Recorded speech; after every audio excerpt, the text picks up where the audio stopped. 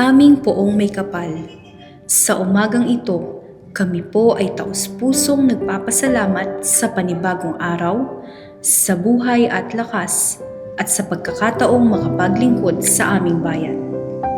Habang kami po ay nagtitipon sa ilalim ng aming watawat, naway mapuno ng paggalang at pagkakaisa ang aming mga puso bilang mga Pilipino.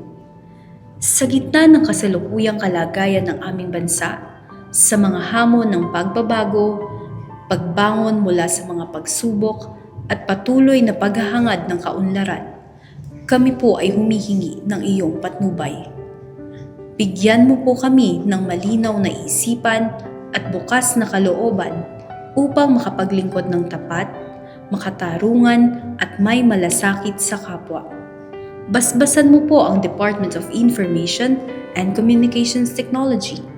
Gabayan mo ang aming mga pinuno at kawani upang magamit ang kaalaman at teknolohiya bilang daan sa inklusibong pag-unlad at mas maayos na paglilingkod sa sambayanan. Naway palakasin mo po ang aming pagkakaisa bilang isang ahensya at bilang isang bansa. Tulungan mo po kaming gampanan ang aming mga tungkulin ng may disiplina, pananagutan at pagmamahal sa bayan.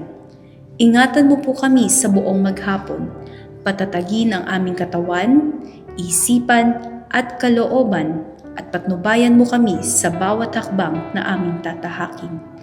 Ang lahat ng ito ay aming ipinauubaya sa iyo. Amen.